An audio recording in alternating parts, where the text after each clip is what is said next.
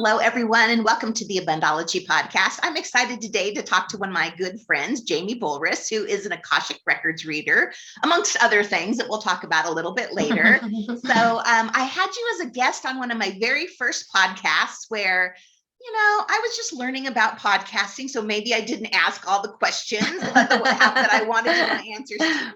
So I want to really thank you for coming back and giving me a second chance at this, Jamie. Oh my gosh, of course. Oh my God, I'm so happy to be here and excited to be hanging out with you again, and happy winter solstice. Yeah, today. We're recording this on the solstice, so Indeed. That's nice. A return to the light. Thank goodness. I will take it. Yes. Right. Well, I'm excited to be here. Thanks for having me back. Well, let's jump right in because I do have a lot of questions today. Let's just start with the basic stuff. Like, what are the Akashic Records? Of course. Well, the Akashic Records, everyone has one, and the Akashic Records are everywhere. So basically, they're a vibrational archive of every soul in its journey. So it is basically, it's like the soul's blueprint. So it's an energetic record of every thought and feeling, every action, every situation, every circumstance that's ever happened within a soul's existence, and ever since your soul's incarnation. So basically, it's just a field, a very, very highly sensitive field, and the Akasha, which is the root word for Akashic, is Akasha, and within that, which is actually a Sanskrit word, and within that field, that highly sensitive field, is where all the records are kept. Okay, so every person has a record. What about animals? Yes, so, the Akashic records are everywhere. So every individual has a record. Your pets have an Akashic record. Your business has an Akashic record. Your home, your car, places. So the city you live in has an Akashic record. National parks, monuments, they all have Akashic records that can be accessed. That is super cool. I did not realize that about national parks. I live really close to Yellowstone now. So One time I'm going to have you open the records for Yellowstone to see what we get for those. So, Absolutely. So it's a record of everything that has happened since your soul's in like conception. Yeah. Mm-hmm. So it gives you the record of that. But what about future stuff? Are there some things that are, say, I don't want to fated or in your records that you can access through this also? Yeah, there's potential and probable outcomes, but because we live in a free will, kind of place in the universe, everything is free will. So it can change. We have the ability to change our mind, and we have the ability to do something differently. So the Akashic records aren't necessarily future predicting, and they can't really address when questions either, because time is not linear. Everything is happening all at once. Mm-hmm. So it doesn't really answer like when questions like, when am I going to meet my soulmate, or, when am I going to get that promotion, or, and they're not future predicting because we do have free will, but given kind of how we move through the world and our behaviors and our trends and kind of like what we do, it could give a sense of the future. But again, they're not like going to a psychic and asking questions of what a psychic would be. They're actually very, very vibrationally, they're very, very gentle. You have the keepers of your records, which is your basically just your soul guidance team. And they are very protective of your records, and they're only going to kind of like sort of disseminate what kind of what you're ready to hear, and what's going to be most beneficial for you to hear at the time. They're very loving and very non-judgmental, and they're also very, very practical. They give you just really practical, grounded guidance. So if you're already kind of thinking about something, say that, you're kind of working through an issue in your life, maybe through your business or through work or whatever, things are already kind of moving internally. If you were to get a record reading and ask some questions about that, it could be very just affirming of sort of what you're already kind of thinking about. So they're very gentle in that way. And so you aren't going to get, and this happens to me because, I do a lot of channeling of spirit guides. Mm-hmm. And people will ask questions and the guides are like, nope, we're not giving you that answer, Right. Well, yeah. Yes. So right. And because Akashic sounds so kind of exotic, it sounds like the first time I ever heard the word Akashic, I was instantly just struck by it, and certain people they'll get struck by it. And so it sounds like it could be oh my gosh, I'm gonna have a reading and it's gonna be this amazing catharsis of the clouds will part and the angels will sing, and all of a sudden I'm gonna get flooded with all the answers, Yeah. But they're much more gentle than that, they're again, they're more reaffirming kind of what you're already kind of already thinking about and noodling on. They're great for relationships, great relationships, challenging relationships. They're really awesome for money and abundance, kind of your mindset around money. And that's too where ancestral patterns can come in. They're really great with those unwanted, pesky ancestral patterns that we carry over lifetime after lifetime after lifetime that aren't ours sometimes. They're not that scarcity money mindset that came in from my great grandparents from the war, or from some drought they were in, or just some lifetime of scarcity isn't my reality right now. But that pattern carries over and over and over. And right now I'm getting a lot of clients where a lot of people are breaking that pattern. They're like, oh my gosh, I don't know what's going on. I've got this block with money, or I've got this block with maybe starting my own business or being an entrepreneur, especially right now with this time period we're all in. And all those limiting beliefs are just carried over ideas and beliefs that aren't necessarily ours. Exactly. Yes. Exactly. So I remember last time we talked, one of the things that really struck me was addiction and how addiction can be carried over. Can you talk just a little bit about that? Sure. Yeah, it could be alcohol, it could be food, it could be it could be drugs, it could be, in health and wellness too, any kind of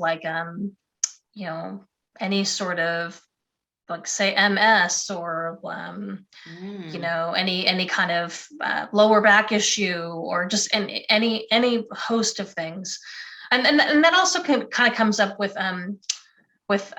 the introspective hypnosis as well, which I'll talk about as well. But yeah, so we're able to go into your records and identify, maybe one of your questions is I've got this block with money, I have this idea. Sometimes we can channel a past life, and it'll be okay, well, what I'm seeing here is maybe you had a past life where you had a business and you had a partner and you took everything from your partner, and money was the only thing important to you, and you ditched everything, and you ditched your family, and you ended up betraying this partner, and you took your company's money and you ran. So that's that's that soul karma, right?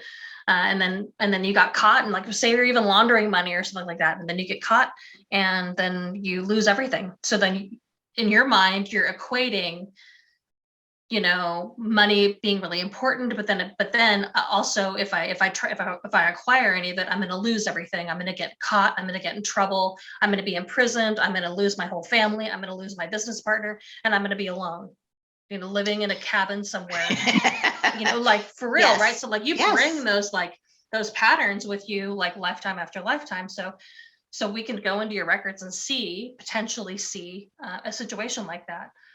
And so then once the records are open, you see a situation like that. What happens from that point? I remember one time us talking about the ripples of opening your records. Mm-hmm, mm-hmm. Yeah, so we're able to like identify, so we can identify like, oh, so we can make that correlation now. So right now you're making this correlation of like, money, there's consequences in making money. I'm going to lose everything, like as one example. So then number one, you identify that, you're like, wow, okay, so that's not me in this life, that this isn't me. And we can, at that point also, that lifetime and that memory is stuck in that moment, in that parallel reality. And we can go in and we can do forgiveness work and we can heal it. So we can say, I guess, again, in this example, we can go to that business partner and we can bring that business partner forth in their higher self and bring them forth to apologize and heal that, explain what was going on, hear their vantage point, that they could talk to each other. We could bring in the family members who got abandoned as a result of like, your behavior and taking off. So you can like heal with your family. And then you could forgive yourself for, being short-sighted and not seeing. So we can go in and we can heal that whole timeline, hence healing it for now. And then, you'll have that awareness of like, wow, okay, so yeah, that isn't me, right? Yeah, and then that shifts everything. Exactly. Yes, exactly. Years ago, I had a Akashic Records reading, and I used to have a pain like in my upper back between my shoulder blades, and there was nothing physically wrong. So I had a reading, and what came up was in a previous lifetime, I had been literally stabbed in the back by somebody. And so we did some healing work around that, like you're talking about, the forgiveness, bringing it up. And since that point, I have had no pain in my upper back. It's amazing. It's amazing, right? Yeah, it works. Yeah, absolutely. Yeah, absolutely. And I mean, so like they're really good for like relationships too, since we're sort of talking about that. So even like now, say like with a colleague or maybe a relative or a friend, say maybe you had a falling out with them, or your child, you can go into your own records and bring forth their higher self, and you guys can like come to the table and have a meeting about like, okay, this is what happened. I'd like to know what's your side of the story? What's your point of view on this? And you and your higher selves can have a conversation and apologize and make amends and heal and, hug it out and, and then release each other with love. So we could do lots of healing in our own records with various relationships in our life. Now, in terms of, can you open the records of your pets? Can you open the records of your child? So number one, with children, you have to be 18 years or older to go into the records. Okay, well, that's legit. Yeah. Yeah, from like, it's a pretty powerful space and resource, so you want to use it responsibly. And you have to, you can't just open like kind of willy-nilly. You can't just go and open the records of like, your friend or, or your child or your pet. You have to have their permission to do it. So, and if for whatever reason you can't get their permission, maybe they won't allow it. They won't allow you access, or just whatever circumstance it might be. You can always go into your own records and talk about their relationship from your vantage point in your records, and healing can happen just the same in that regard as well. So when you're talking about getting their permission, clearly our dog can't say, yeah, go open my record. So when you are in your state, I'm going to call it your Akashic Records opening state, is that when you are asking their souls, is it okay to open the records? Is that when that happens? Or really it's as simple as just like getting quiet and getting calm and centered, just grounding yourself. As if you're going to like, ground yourself for a meditation. Close your eyes, and then in your mind's eye, just have your dog or your cat or your ferret, there in front of you, and just ask them, Okay. can I go into your Akashic records and explain the reason why? Okay. I've kind of sensing maybe you're not feeling well. I noticed this lump on your hip, and I want to see what's going on. Maybe behaviorally they're acting different, a little off or something. And then generally you'll be able to kind of pick up, like, we know our pets pretty well, we're pretty connected to them. So we're going to be able to pick up, like, if they say yes or no. For instance, I tried to do it with my cat once, and on a couple different occasions. The first time, like, he gave me eye contact, and he kind of like gave me kind of a slow blink, and then I took that as a yes. Another time, I asked him, and then he turned his back and he walked away, and I was like, okay, all right, can't do it. That's pretty clear. Yeah, right. So, it's really important to honor it and to respect it. As part of, like, I guess, sort of the sort of rule or guideline in the records, but a lot of healing can take place, in discovering, again, any kind of hardship that's going on with you and a coworker or anything like that. Like, it's kind of a new tool that I've been recently using, is like going in and calling in their higher self and having a conversation. Yeah, that's really interesting. Now, in your experience, are you seeing, and we talk about this, in the I don't even know what you would call it, the spiritual world. Are you seeing souls that have had other lifetimes together that are now, like, in this lifetime together? Are you seeing patterns of people staying together? Maybe one time you were the child and your partner was, the mom, or vice versa. Do you happen to see that in the records? Oh yeah, for sure. Like, a good example is showing up for an agreement, so say there is, like, a mother and a daughter, or a son and a mother, father, whatever, and say they have a really, really hard relationship. Like, there's a lot of challenge and a lot of consternation, and we'll go into the records and we can ask some questions about that, like, what's going on, like, what's going on with him, what's going on with her. And, like, oftentimes what comes through is, like, your soul needed to grow in this way. Your soul needed to learn what it was like to maybe be independent, or maybe to have a voice, or maybe to step into your power, or maybe, maybe to express yourself more on how you're feeling about this person. And so your soul needed to grow. And before you even entered, you made the contractual agreement to be, let's say, mother and daughter, or mother and son. And you knew you were going to come in and it was going to be a hard relationship. You made this agreement because your soul needed to grow in this way, and you needed to learn, like, independence and, independent thinking, and having a voice more, stepping into your power more. And they showed up for it, like they showed up for you, so you get to see, like, from your soul's perspective, like, on a soul level, like, kind of from that higher vantage point of the bigger picture of, like, why they came in, and thanking them. Thank you so much for showing up for this agreement that we had, because we are in this, like, this whole spectrum of free will. Like, you didn't have to show up for this. You could have not been born. There could have been a complication at birth. You could have just, whatever, a host of reasons. So thank you so much for showing up, because I know, or for instance, like, here's actually a better example. Say you get raped, or you get sexually violated in a life, or something terrible happens to you, like, thank you for showing up and helping my soul grow to give me that vantage point of what it's like to be a victim.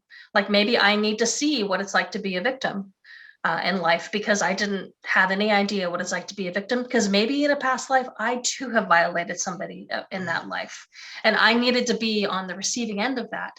So thanks for like showing up, because typically those people that show up, even the person that raped you or whatever, God forbid, they're probably in your soul family, and they're here to help your soul grow. So thanks for showing up and playing that really hard role in our movie together, and that character, and being that actor to help my soul grow, because I needed to know what it felt like to be violated. Yeah. So thanks for showing up, because you didn't have to, because that day that happened, you could have made a different choice. Yeah. So we get to see that bigger picture and have appreciation and gratitude for our soul's growth, and the people and the right actors in the right places at the right times who come in to help us learn that.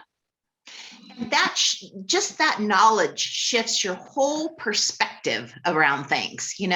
When I was 31, my husband Larry passed away at that time. Horrible experience. Yeah, good example. And changed the direction of my life and has made it so much better. For that, I thank him for coming in and helping me, with this huge growth from that event. Absolutely. So once you can shift your perspective about that, it's like everything changes. You're not a victim anymore. Exactly. Yeah. Remember, before we entered, our soul guidance team, we sat at a table and we drafted up what was going to be big events that are going to happen in our lives, because this is where our soul needs to grow.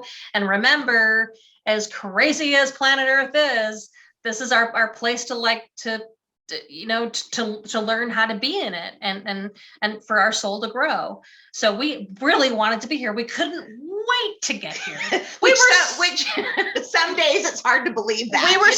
We were so excited about this pandemic.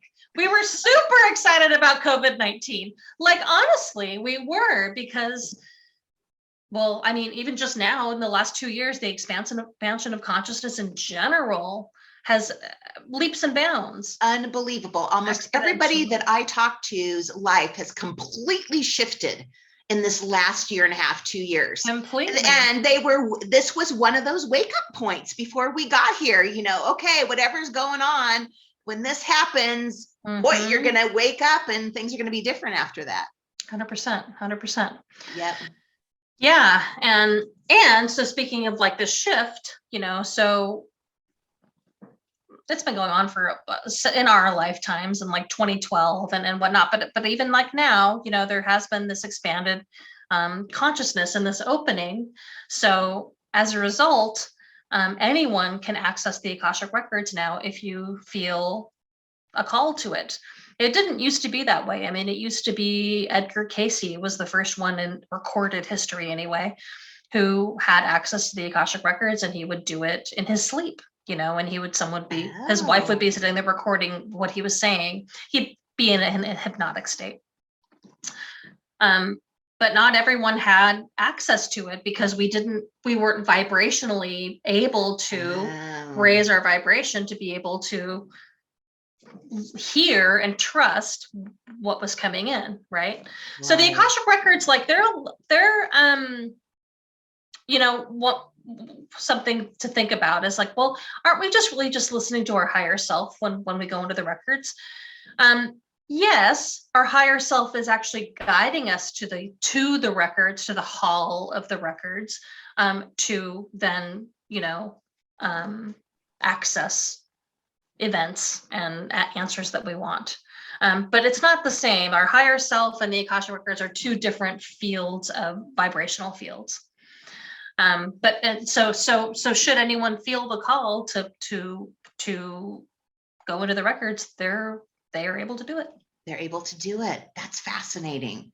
I know that you have helped me before, and this is a couple of years ago, you did my first reading with you, and we talked about Montana. I'm not sure if you remember about moving to Montana and this being a really great vibrational place for me. And now you have that gorgeous lodge that you live in, that beautiful lodge looking home. Yes. And honestly, we were talking about meeting my person.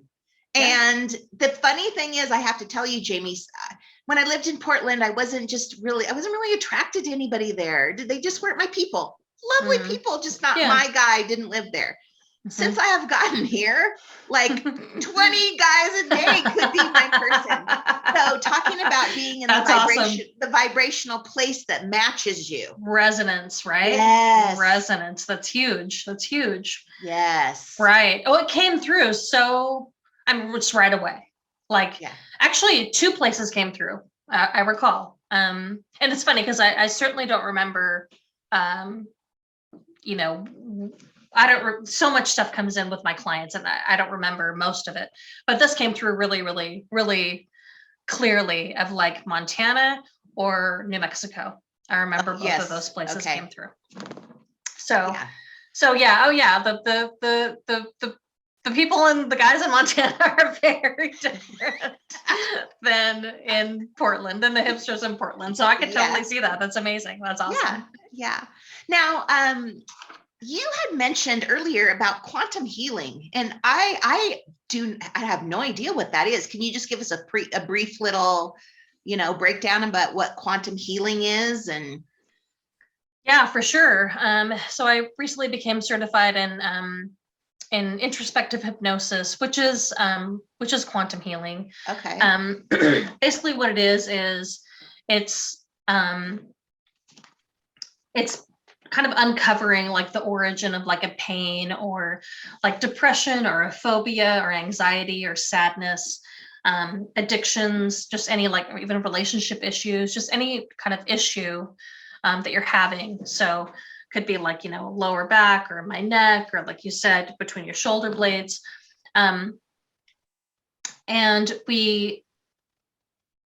our subconscious mind, covers up what that is, right? Like you said, I was literally like, you said, like stabbed in the back, right? Like you didn't go into this life remembering that, right? That's like a soul imprint, like that's a memory from another lifetime, right?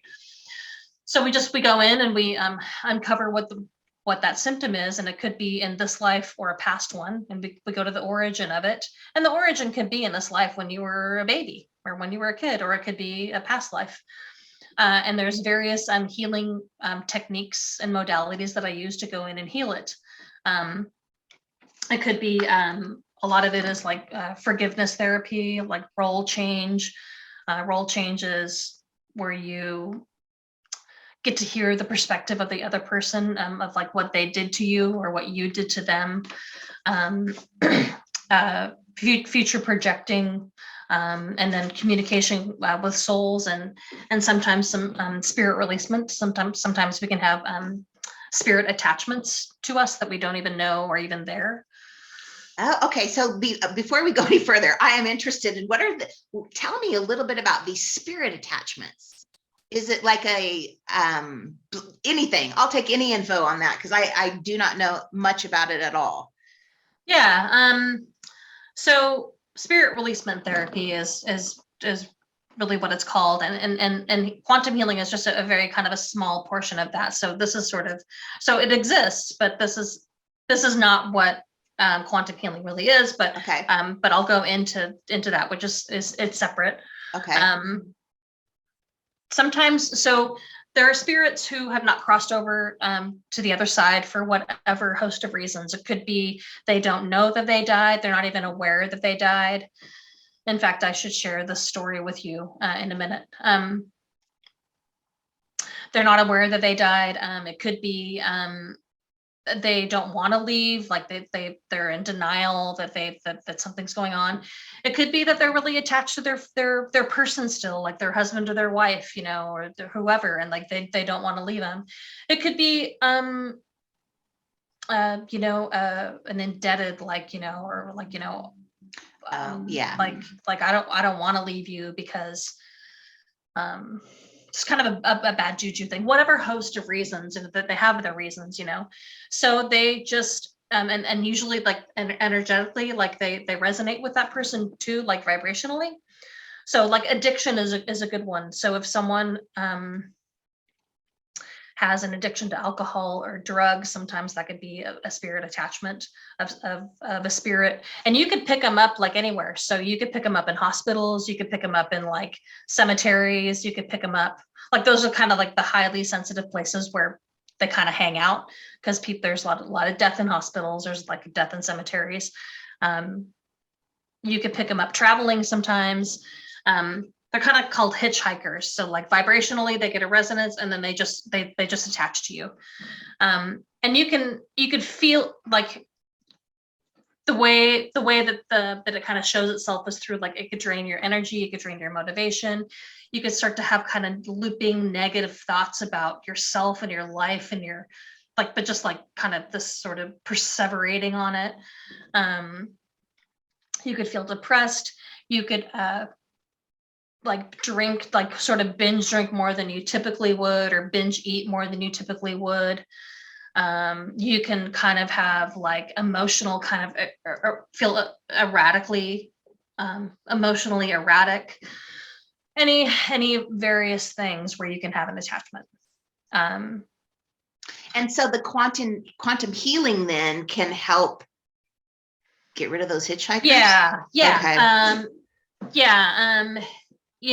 There's some, so we'll have like an interview prior to the session. So the sessions last anywhere between 3 and 3.5 hours. Oh wow, so that is deep stuff there. Yeah. So we'll have a pre-talk and an interview, asking you just like kind of about your life, and the kind of like the reasons why you feel drawn to having a session. And after that, we'll just put you in a relaxed state. All hypnosis is self-hypnosis. So you're completely in control. You're totally aware of what's going on in the room. In fact, you're actually more in a heightened state of awareness, because you've kind of put your ego in the back seat, and your higher self comes forward. So you're completely in the driver's seat the whole time. And basically we'll just bring you to a memory on, whatever. Sometimes people come to sessions because they are like, maybe they have a money scarcity belief, or maybe some tragic event happened in their life, like a rape or a sudden death or something that they haven't processed still, and it's kind of holding them back. Maybe they're having a hard time kind of stepping into their own power, and just their abilities and what they can do. So then we'll just we'll take you to your first memory on when you had that, and kind of where it originated, and then we start the various healing techniques to reframe it and to heal it. Okay. So what strikes me with this whole conversation is we're coming up to the first of the year. Mm-hmm. And with all of the consciousness shifts over the last couple of years with COVID, and let's say their political stuff too has helped in this way. Oh, yeah.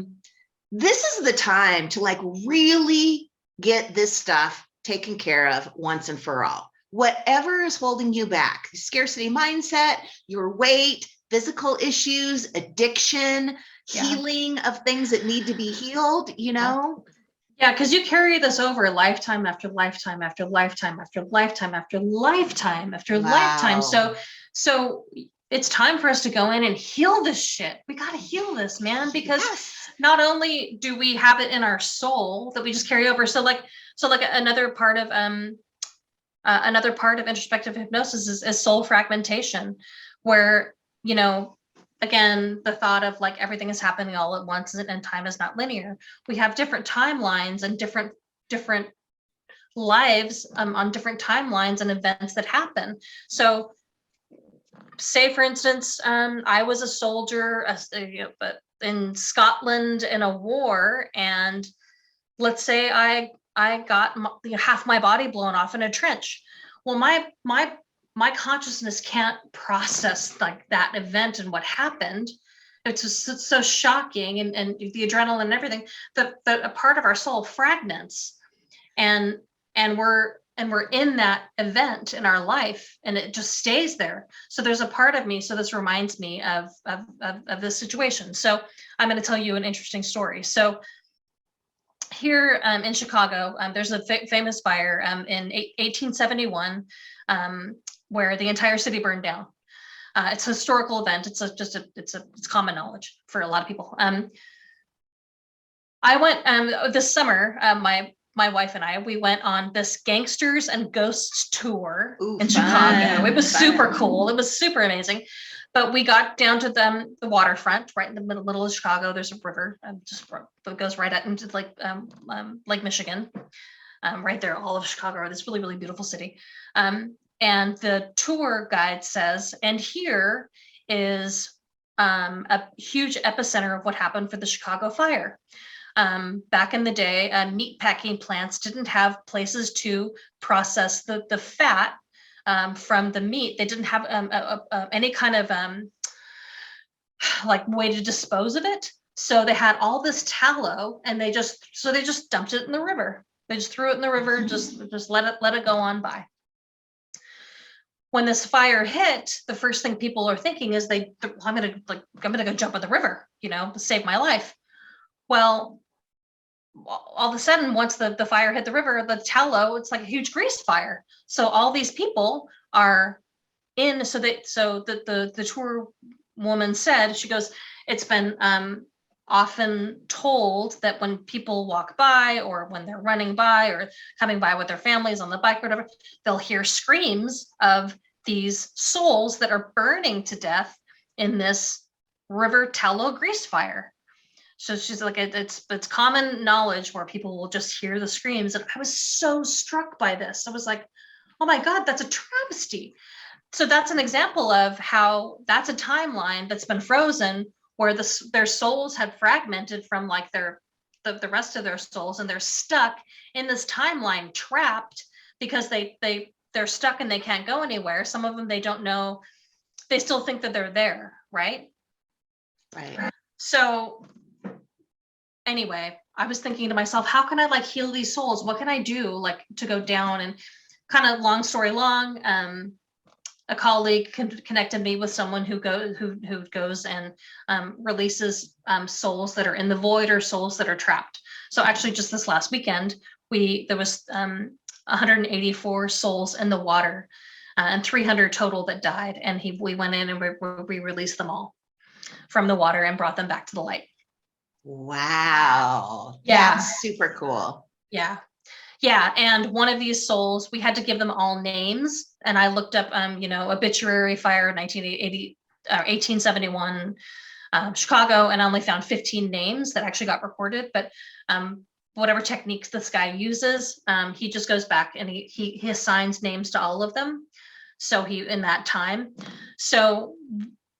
So one of the names, Matthias, which I looked at this list of names that he used because I had to go in and assist with this, and I did a prayer and I released them as well.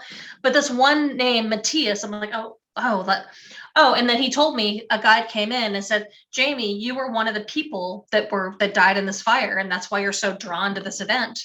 Which, like, I was like, oh, well, that totally makes sense. And when I saw Matthias right there. In this list of names, and the guide said, Jamie, you were Matthias. So Matthias did this whole